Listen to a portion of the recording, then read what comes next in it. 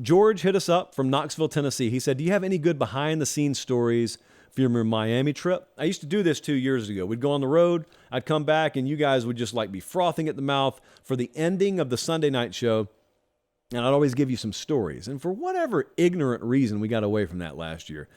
Probably Jesse. And so let's get back on that this year. I'll tell you what I can tell you. We got in the building Tuesday. They don't shy away from how bad they were last year. Not a whole lot of excuse making. Extremely intense. And talked to a lot of their coaches. Sat down for an hour with Shannon Dawson, the new offensive coordinator down there. And it's really interesting because there's this stigma about him that, oh man, if he's not linked at the hip with Dana Holgerson, he hasn't really done much.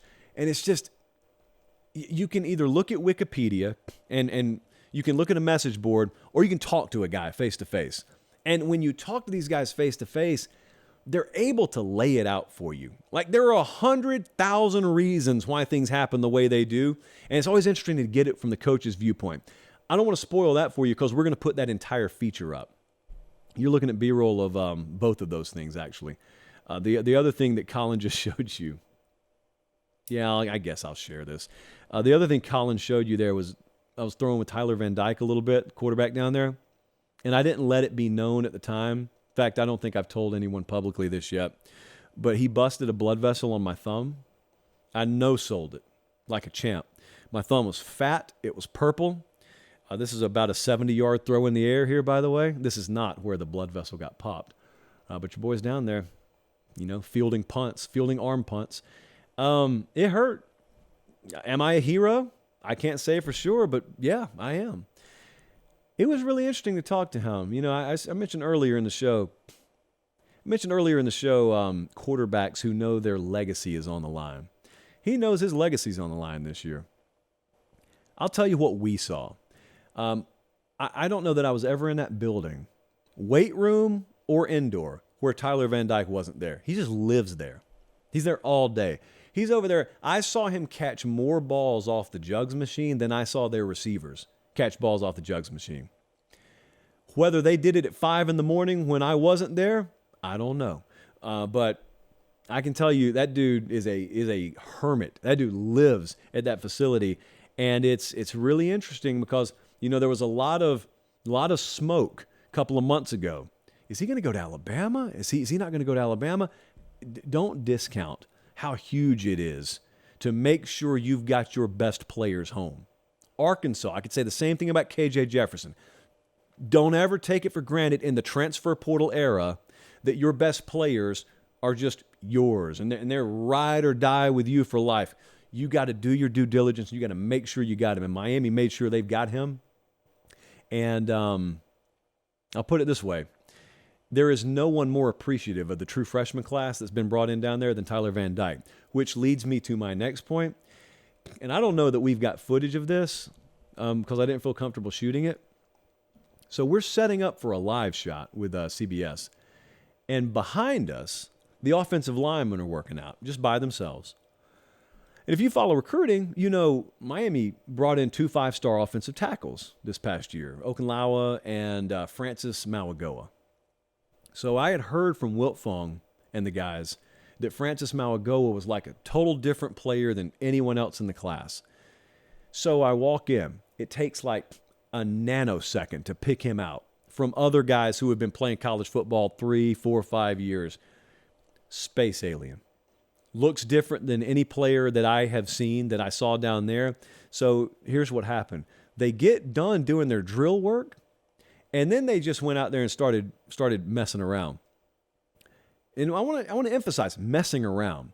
Francis Mauigoa, I don't know that he's 18 yet. Just huge, massive, like he was created in a lab. So he goes out there and starts running QB for him. They start running pass routes. He starts doing some play action type maneuvers. The fluidity in the hips for someone that size is unbelievable. Then he goes out wide. And this is after I had watched him one-hand 40 balls off the jugs machine, by the way, consecutively without a drop. 41, actually, I think was the number. He wanted us to get that right. He starts running like 20, 25-yard posts just over the middle. he looked like a receiver. I don't know what else to tell you. They got a massive offensive tackle there. That's true freshman, 5-star, that absolutely will start for them. That will run pass routes like a receiver. And I'm not talking about the speed. I'm talking about the quickness, yes, and the fluidity. There's nothing blocky. There's nothing choppy. There's no way someone should be able to move like that. I wished so badly that we could have gone live. If we would have been able to roll tape and I could have let you watch that kid just out there messing around, it would have done millions and millions of views.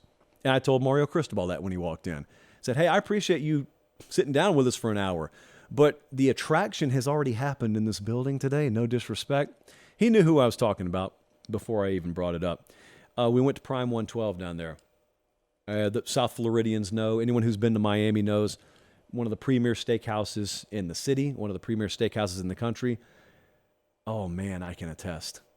We were sitting next to Stephen A. Smith was in there. Michael Wilbon was in there because the NBA Finals were in town. A game I attended the next night because when you think of me, you think of NBA Finals. Our guys in Miami hooked us up. They really took care of us. But went down to Prime 112. Just unbelievable. Like, as we would call it in Harris County, like the Hunter's Pub of Miami. Just unbelievable.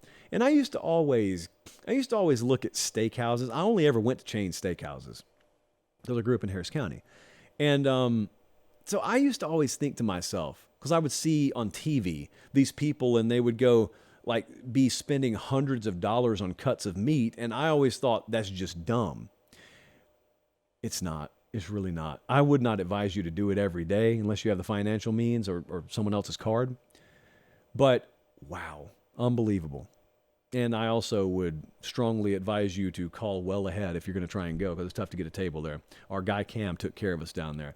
And the other thing that I wanted to point out is this overarching belief that Miami can't be, what it used to be. I know a lot of you think that. I know you do. You've got your beliefs. I've got my beliefs. But I will just tell you this. I know what it takes to win in college football. I've been around winning programs. I've been around losing programs that have the capability. And I've been around programs that are losing and don't have the capability. Miami's been a losing program that full well has the capability to be one of the tops in the country again. The stadium situation is what it is. That's not controllable, but I would also be remiss if I didn't take you back to the Mark Richt era. There was a night they played Notre Dame down there where it was jam-packed. They throttled them.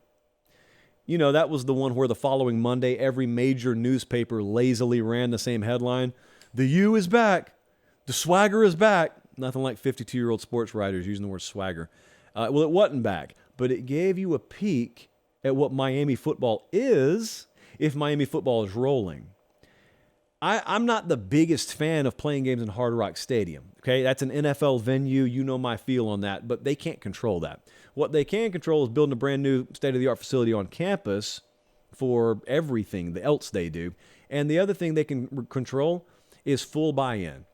That's the thing Cristobal talked about. We were in the gym the day before we interviewed him. Really good workout, by the way. It takes care with the plyometrics, too. Surprising fluidity and mobility in the hips of the old head coach down there.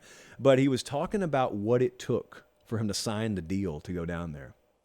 Without getting too deep into the finer points, it took looking across the table, like Kirby Smart had to do with Georgia, looking across the table and saying, I want to come here. This is home for me. I can't, from a business standpoint, come here unless you check all of these boxes. And you just give them the piece of paper. And they checked them. As of that moment, Miami had everything they needed to win again. It's on him, and it's on that program. They're not uncomfortable with that. I'm just saying, that's the reality. Previously, maybe there were some excuses down there. They don't have any excuses. And so when everything you ask for gets granted, just like Jimbo at A&M, when everything you ask for is granted, all your wishes are granted, then it's only fair for the fans and it's only fair for the administration to then look at you and go, all right, you're on the clock. Mario Cristobal and Miami staff are on the clock. They know it. It's why there's a lot of urgency in that building. I think they feel good about this year. I think they feel great about next year. That's the vibe I got from the program.